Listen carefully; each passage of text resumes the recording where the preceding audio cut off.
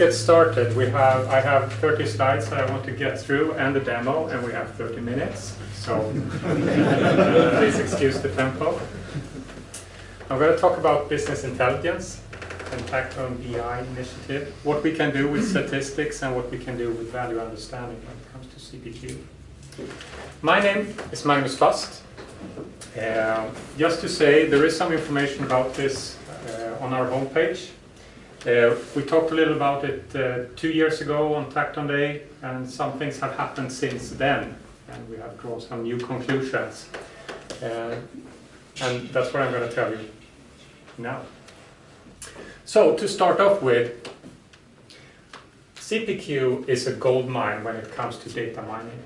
And one of the reasons for that is that we have very high data quality, because everything went through the configurator. So even though if the customer only answered one question, we have the complete specification, what they wanted to buy, what they got in their quote. And this is more than you can say about the average CRM system, for example, just to make a comparison. And since we're listening in on data that is collected while business is actually happening, we don't get any survey coloring, because the alternative way of getting such information is to go out and ask the sales force, how do you see the product? What do the customers prefer? But then we get this survey coloring, which is more how they want it to be. This is the actual things that is happening. And one thing that I think is very interesting with this, especially when you start to get into guided selling, is that you can do a very interesting mapping. So if we start up with the customer needs, the configurator translates this to product selections. Then we follow the quote and we see whether we win or lose it. And then by analyzing this, we can start understand the value of the customer needs that we're trying to fulfill. So this goes then beyond product selection, but of course we can do it on the product selection level as well, if that's where we are. There are a few concepts that we need to understand here. But there's a huge difference from ordinary sales analytics, because sales analytics normally talks about what has been sold. Makes a lot of sense. But if we look at what we offer, we get a complete different picture, because we only see the sunny side of things when we look at sales analytics, what we actually sold. We don't see whether for what product categories we have a bigger upside than we do for others. So this gives us a baseline that we have both quotations and orders in the same analysis. And another thing is also that this is an ongoing analysis. This is not the survey we do every other year. This is happening every day. Doesn't mean that we need to do the analysis every day, but we have the data for it, so that we can follow trends, we can see change in customer demands. One other thing that is also good to understand is this with the next best alternative, because there is always a next best alternative to the solution you're offering. It might not come from a competitor, it could be staying with the solution that you already have. But there is always some competition.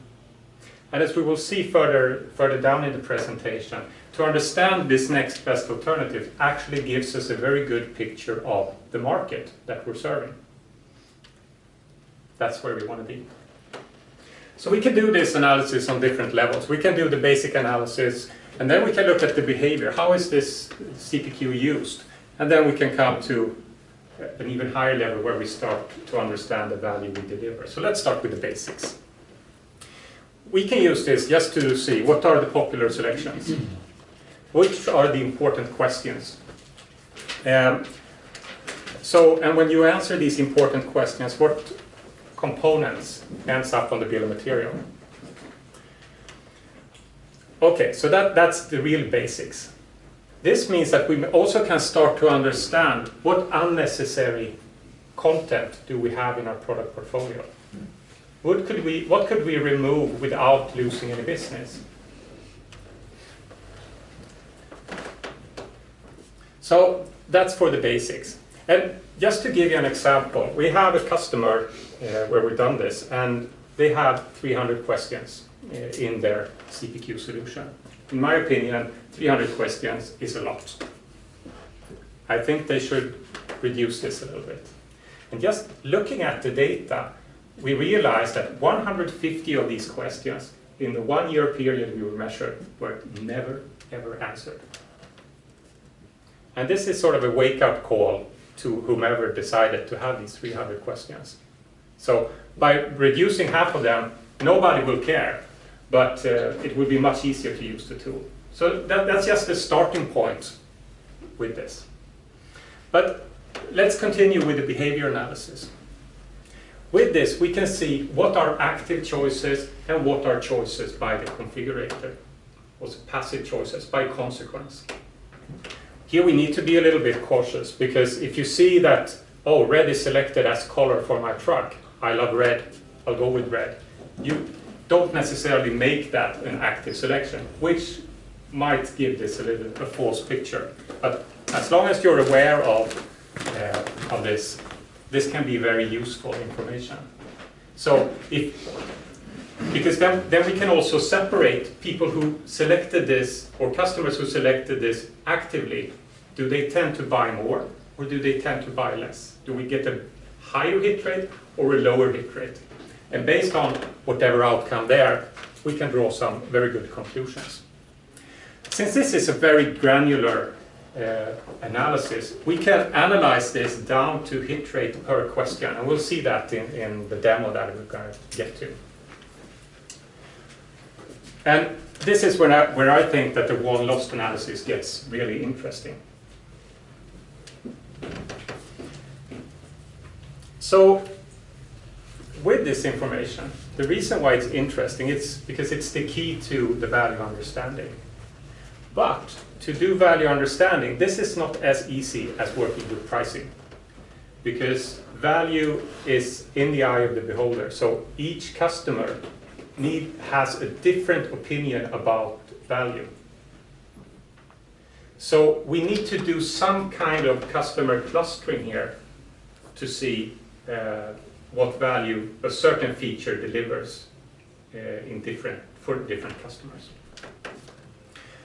And where we do this, and I'll show you, this is also one way of getting a little bit of competitor insight. So I made a picture, this one here. And this is a picture I like very much. This is a network diagram. The blue dots, that's orders. The red dots stopped with only quotes. So this is what we won, this is what we lost. I don't think that anybody sees the green dot there and the green dot there, but that's just to get the clustering so that you get won on this side and lost on this side. This represents lost and that represents won. So, and where we have similarities between this order and this order, there is a thin line keeping them together, like a rubber band. This means that when we apply the mathematics on this cluster model or network model, whatever is alike will come together. So we see here we have a cluster, for example. I would say that this is a cluster, and so forth. So what does this mean? Here, these out here, are the deals we won, which are very far from the deals we lose. They don't have much in common with the deals we lose. Here, we are probably leaving money on the table. Here we could probably ask for more money and still get the deal. When we write here, somewhere in between, this is where we should use sales tactics. This is where we should work with discounts, because that could be the thing that will actually flip the coin and in our favor. And then we have this here. This we could ignore, or we could see it as an opportunity, because this defines where we should develop our product. We have a clear view that there is a demand for solutions like this, and we also, with this, have a clear understanding that we're not meeting that demand. There is a better next best alternative here. And we need to understand what's common for these? What are they requesting? Are they requesting the Euro 7 engine and we cannot provide that? Something like that.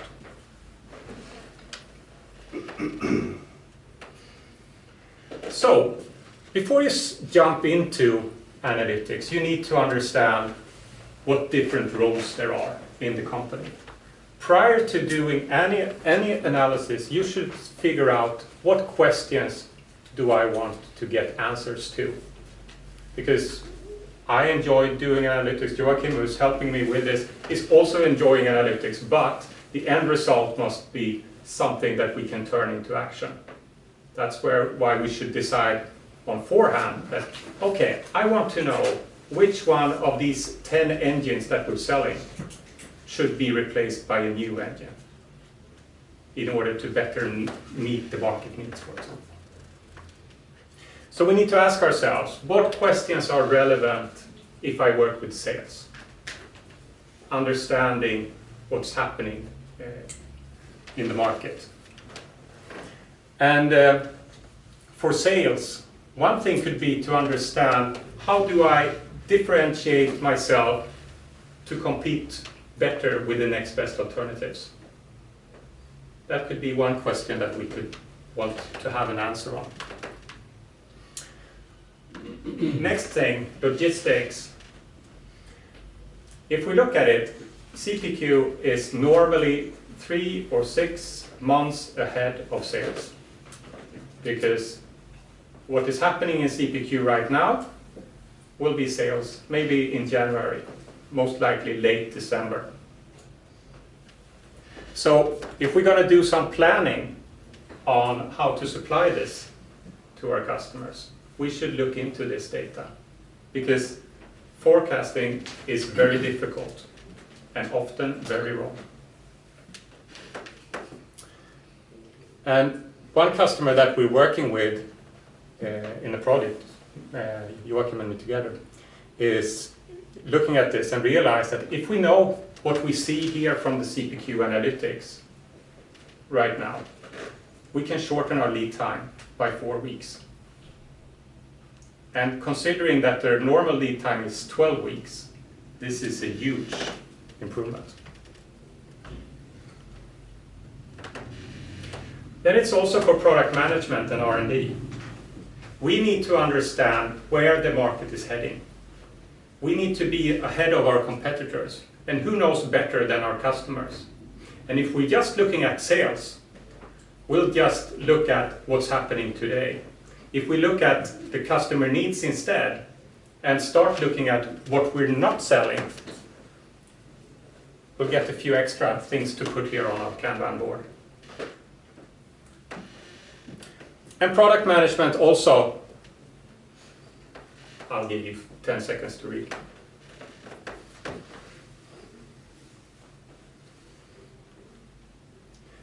For management, they are pretty much in the same situation, but on another level. They also need to decide, do we need to take any more drastic or strategic actions to do this, to meet the market?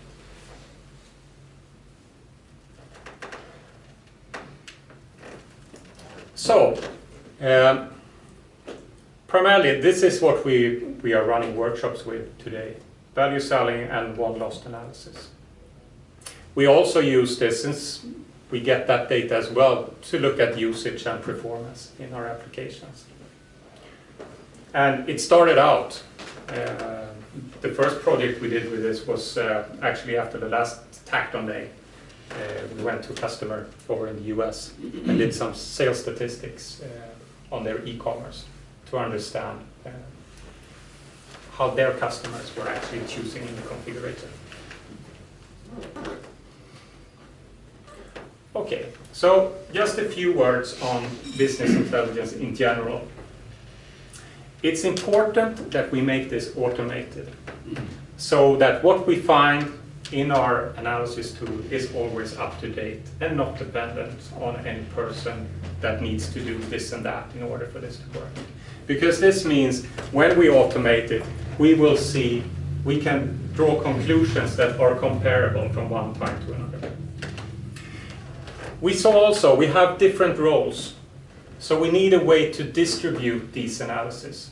And maybe not everything that we find in these sources is open to everyone. So we need some permissions here as well. And if some things are happening in the CPQ, maybe we should get some warnings or some automated reports, call to actions. So I will not bore you much with this. We have TC site. How many is running TC site in the room? Okay, so you have TC site. You have the data. We extract this, in this case in the demo that we're showing, to normal SQL Server database. We use a standard ETL tool within, just so that to unify the data. And then we get the different views with the different graphs that we're going to see soon. What is the status on standard APIs to get the data out from TC site? Because so far what we have at least done is totally custom built for us. Yes. Let's say it put it like this. We have a plugin here that we can use, which should be applicable for all TC sites, which are fairly modern. And what we get is basically two tables, one for the quotations and one for the quotation items. And then we use some SQL standard queries to extract the XML, for example, which requires some minor magic. Quotation items, you mean configurations? Yes. So the result will be that we will end up with some key performance indicators. This is really tricky to understand what should we be looking at. And this needs to be discussed depending on who is the target audience. The thing is, it's very easy to come up with key performance indicators. You know that you've succeeded when you're down to what you see in your car. They have 3 KPIs there. You see the speed, you see how much fuel you have left, and you also know the RPM of the engine. If you keep track of those 3, you're good to go. That's exactly what we're aiming for here. If we were sitting in like an airplane with all these different displays, it would be very difficult to run the car. So this is something that requires some maturity. Also, next thing, we need some action lists. When we get these results, what should we do? If we see that it's primarily 2 engines that we're selling, what should we do with that information? And as I said before, we should have decided a little bit ahead. What do we want to do with this data? What are we looking for? And then also the trends. Those are a little bit more difficult to predict. But we need to know what trends should we be looking for. So it's a little bit more exploratory. So we start off. Have anybody seen the Tacton demo? I have. Some have. This is a new demo. We have the sales process up here. The approvals, the customer, you add your configuration, the product. When you add your product, you get into the user interface and you select and configure your truck in this case. So in order to get some data for this presentation, I needed some sales reps. These are real people, but they are not real salespeople, I could say. They live in my house. But let's assume that the data that we see here are that it's significant. So here we go. This is the starting point. So I'll actually switch over to the real application.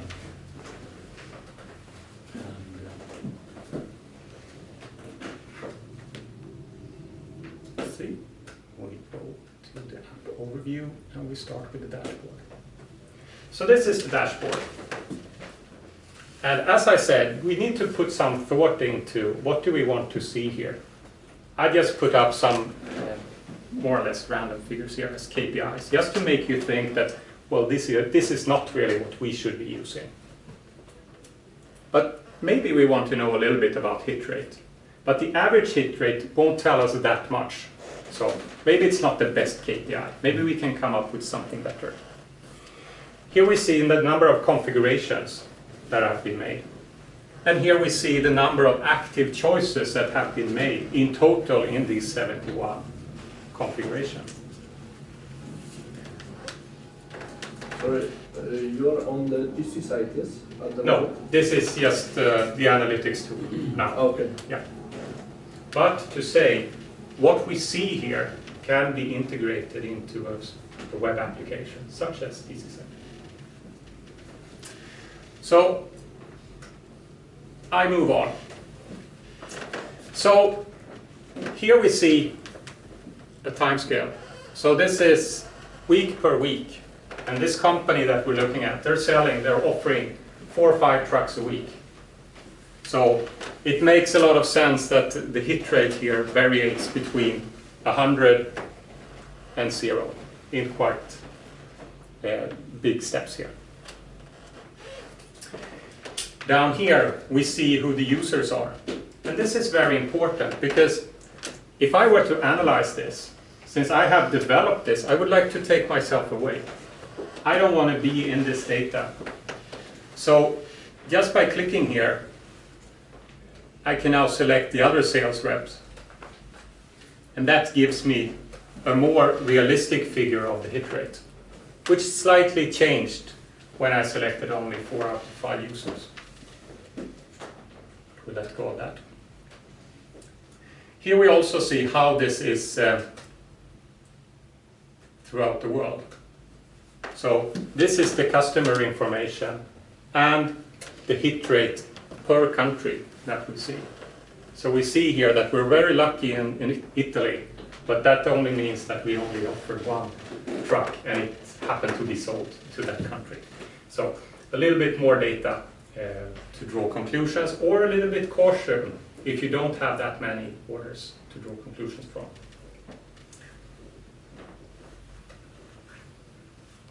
Okay, so let's move on. So here I have selected now a few different questions from the Tacton demo.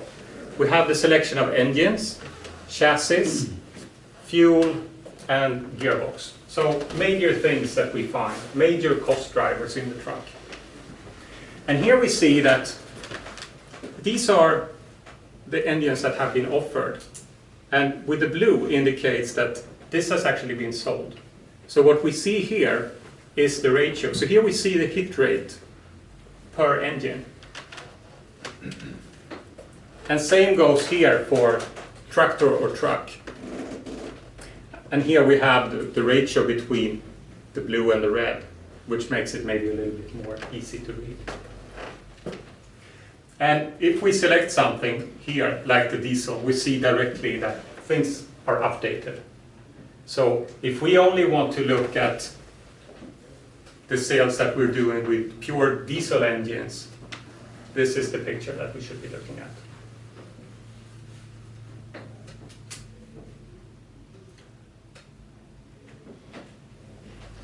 So here we're now looking at sales performance.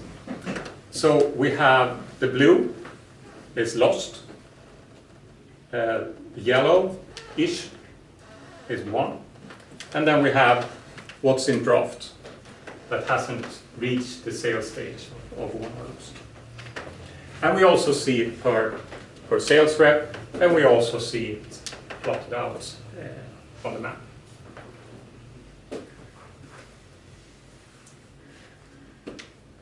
So, see where we are in time. We have 5 minutes left. So I'll show one more thing before we leave the demo. So I'll just wanted to show that it's quite easy here to do an update. So here we have the color, the steering wheel, nights per week in cab, and kind of brakes we have. So if we have something in the truck that we want to look at specifically, here we have all the fields for everything that is in our configuration model. So if we search for diameter, for example, we see here we have the fan diameter and we have the wheel diameter. And we can just take it, drop it, and replace the steering wheel position, and we see the result for that. Which makes it very easy to do exploratory analytics with this tool.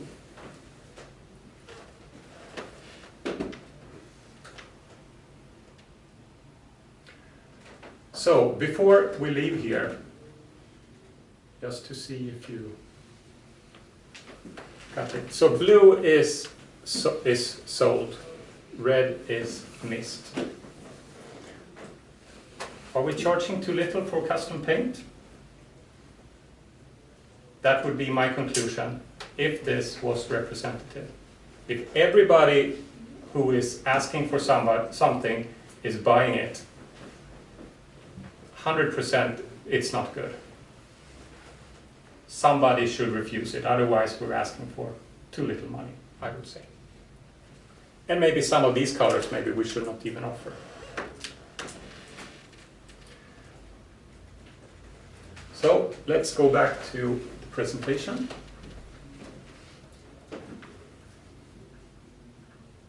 See where we are.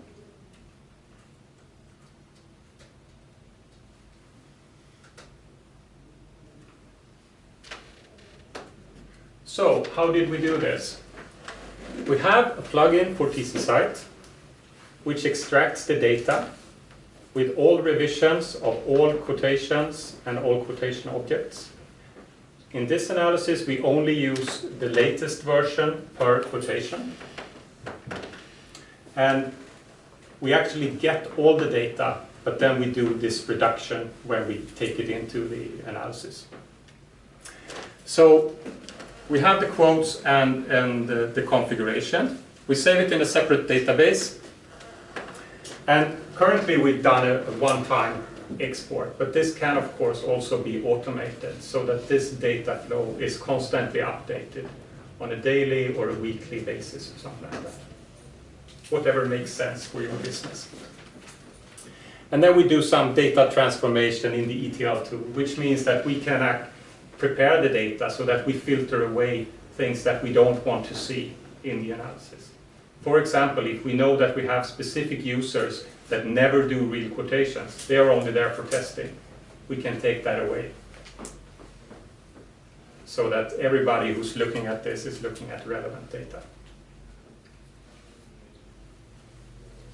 So if you're interested in doing something like that, please get in contact with me. We can set up, I would say the first thing would be to extract the data. Second thing would be to run an initial workshop to figure out what do we want to know. We have some ideas, what we think are relevant, but I'm very curious to hear your opinions on what do we want to find in this data. I think one problem that should be quite common for all of us is to understand actually that the price setting is consistent, because now price setting happens per feature. It can be different teams. Their understanding where they want to put profit varies. So some say put only the cost price, some will say that this is the other type of want to put all the profit here. Yeah. And it means that the different effective prices for different configurations, the value is not consistent there. So we would need reporting to say that the combination of characteristics, so what is the effective price, so that other products like logically organized. Yeah. And also see that it's aligned. Yeah. Yeah. Because we feel that our target setting at least varies between different product lines lately, so there's not like consistent style there. Yeah. And I think comparative analysis is something that is very interesting when it comes to this. And also how this, like the price list has like targets for sales, but usually they discount. So also what I would like to understand that how does that target setting actually impact? So if you put there very high prices, does it actually also lift the price even you don't get the list prices? Right. But do you get better prices? Or does it make the salesperson to abandon the recommendation completely and say that I know the market price much better? So what is the good strategy for setting the targets for sales also? Yeah. And this data, in the data model that we have here, we have all these figures that you're talking about, all the discounts and also organized per, as it's set up in this installation, where we have pricing for chassis, for transmission, for cab, whatever. So we have quite granular information regarding pricing in this as well. As long as you have all the pricing inside Tacton. Yes, exactly. But the thing is, if we don't have all the prices inside Tacton, as long as we have a common key between the prices and what's happening,